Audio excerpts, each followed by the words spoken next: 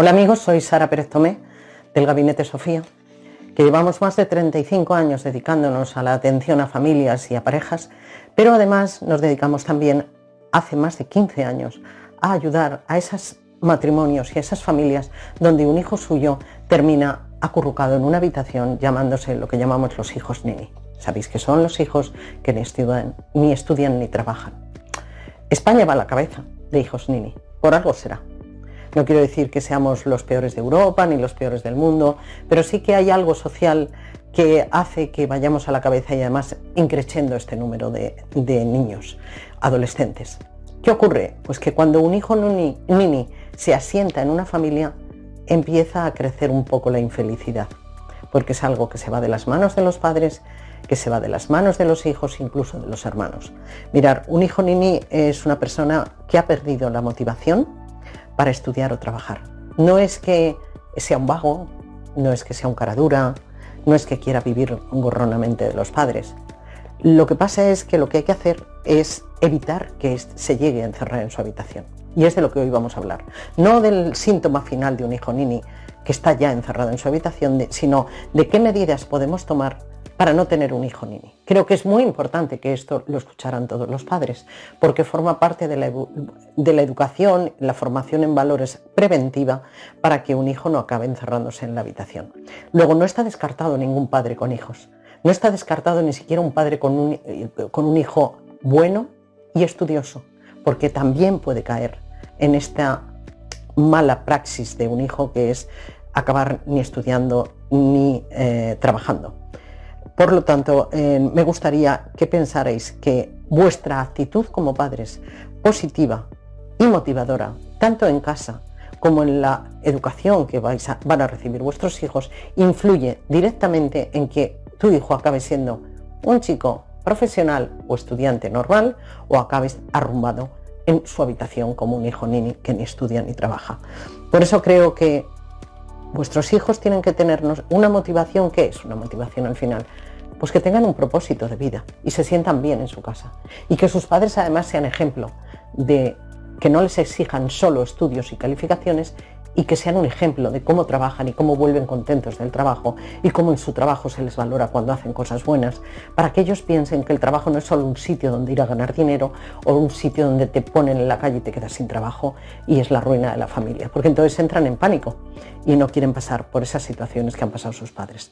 El trabajo para ellos tiene que ser algo mucho más que sus padres paguen su colegio o la casa y la hipoteca, y el estudiar tiene que ser mucho más que sacar buenas notas. Por lo tanto, padres, focalicemos bien. ¿Tú no quieres tener un hijo nini? Pues no les hables de éxito escolar o del rechazo que tienes a veces en tu trabajo, porque si no estás alimentando a la bestia del nini. Y eso dices, no entiendo cómo de repente mi hijo no le conozco, pero es que tú no te has dado cuenta que eres tú el que probablemente en casa has estado ayudando a que tu hijo se encierre en su habitación. Hay muchas causas, de todas formas no siempre la culpa la tienen los padres. Hay causas sociales, hay causas laborales y hay causas escolares que hacen que un hijo no quiera volver al colegio, que no quiera ir a clase o que no quiera buscar un trabajo a cambio de no estudiar. Y hay muchas causas traumáticas, también existen.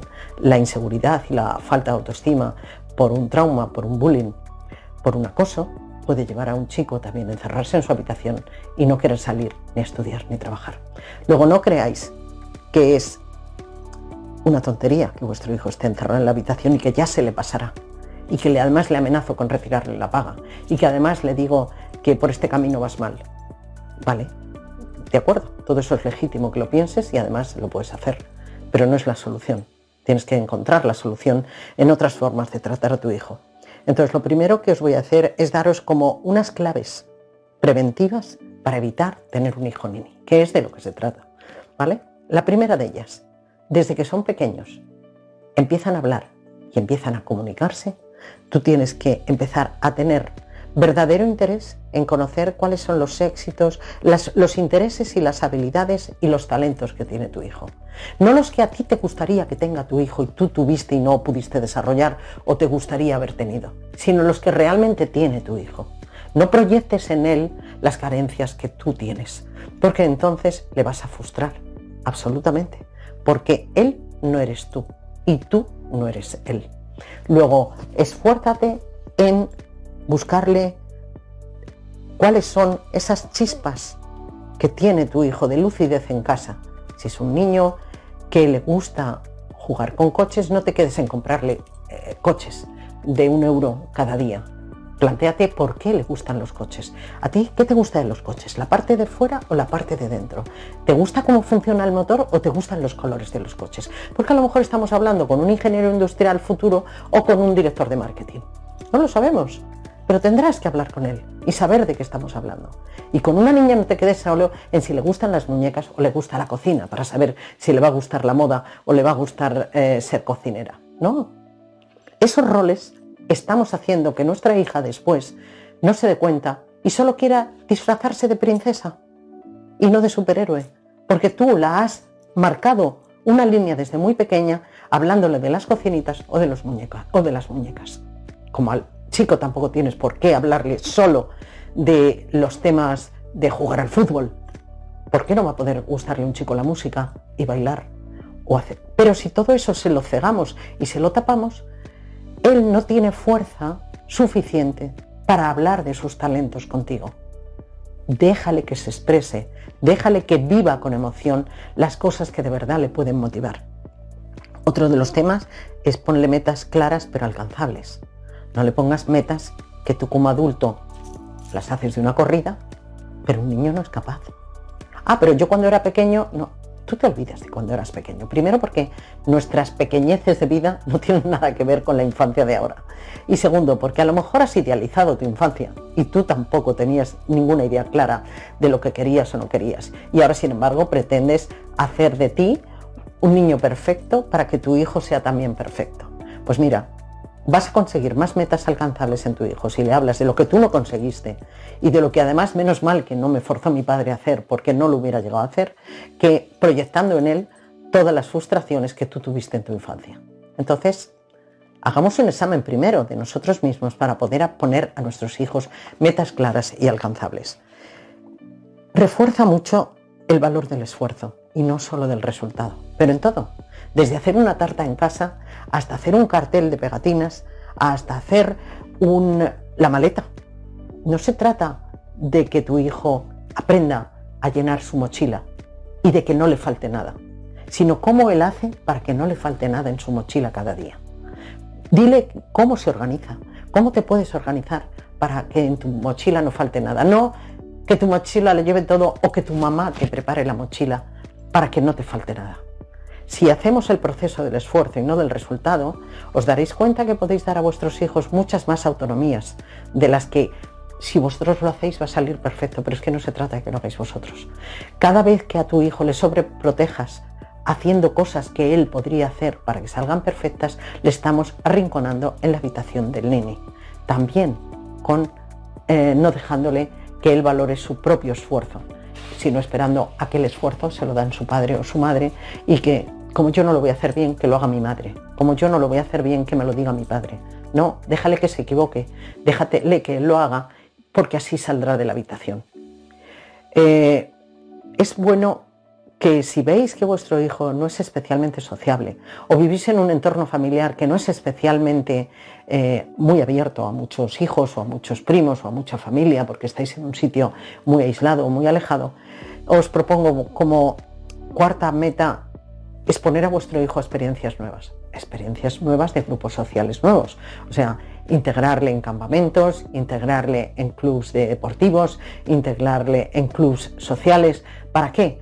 Para que viendo experiencias nuevas no coja miedo al mundo. Si solo oye las desgracias que salen en televisión, si solo oye las cosas terribles que no sé quién, amiga de tu madre, le cuenta, o si solo oye desgracias de la familia, también cogen miedo a salir a la calle. También cogen miedo a arriesgar, a exponerse.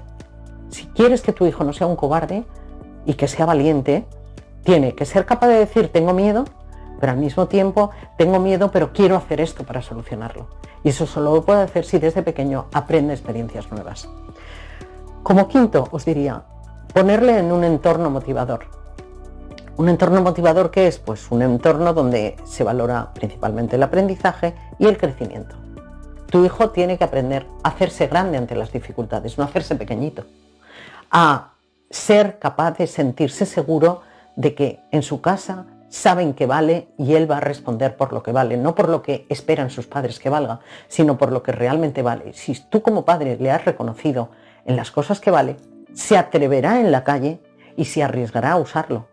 Pero si siempre le pones un pero a lo que hace porque te parece poco suficiente lo que ha hecho, lo que va a ocurrir es que tu hijo no se va a atrever y no vive en un entorno motivador, no vive en un entorno seguro, no vive en un entorno de seguridad personal, sino vive en un entorno que su padre y su madre se han convertido en los perfectos consultores de los defectos que él tiene y no de las virtudes y talentos que tiene. Y por último, y sexto, y creo que lo vais a entender, tenéis que ser un ejemplo a seguir. Y un ejemplo a seguir no es una persona siempre preocupada por sus hijos, sino ocupada por sus hijos. ¿Dónde está escrito que un padre o una madre tengan que contestar inmediatamente un WhatsApp a sus hijos?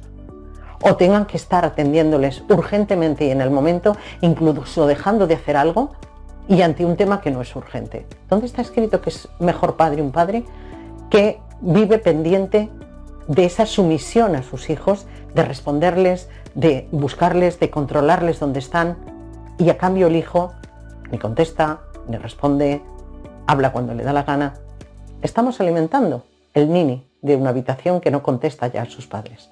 Pero eso sí, mientras está en la habitación, su padre y su madre están tan preocupados por él que lo único que hacen es contestarle inmediatamente a sus exigencias. Un nini exige, es verdad, es durísimo. Y os lo digo que es verdad, que es muy duro para un padre ver que un hijo no hace nada, no participa, no colabora y solo exige a veces dinero, a veces cosas materiales o a veces silencio por su parte. Pero es que a eso no se llega de repente, se llega porque no hemos sido capaces de ser un rol de padres comunicador, pero normal, no un sirviente de tus hijos, no un mayordomo de tus hijos. Y ahí es donde tú tienes que saber cuál es el rol de padre y el rol de hijo, para que no acabes siendo un rol totalmente sumiso a un hijo que no sabe qué hacer con la vida. Si tú te sometes a un hijo que no sabe qué hacer con la vida, estáis muertos los tres, el padre, la madre y el hijo. Y ahí es donde os queremos decir que nosotros, expertos en ninis, fijaros que ayudamos a padres que no llegamos a conocer a su hijo nini, porque la clave está en los padres. Y esta es una de las cosas. Nosotros tenemos el proceso de terapia dividido en fase 0, fase 1, fase 2, para ir ayudando a los padres. Y en la mayoría de los casos, el hijo no necesita estar a nuestro lado, ni comunicarse con nosotros, ni interactuar, porque la clave casi siempre está en los padres. No esperéis a tener un hijo nini para acudir a nosotros. Empezar por vosotros mismos. Si tenéis dudas o se os complican los temas, venir a nosotros. Pero si no, en cualquier caso, que sepáis que en el Gabinete Sofía tenemos un lema, que es: no se trata de pensar mucho más, sino de pensar de otra manera. Y yo os digo, no se trata de preocuparos mucho más, sino de ocuparos de otra manera. Nada más. Muchas gracias.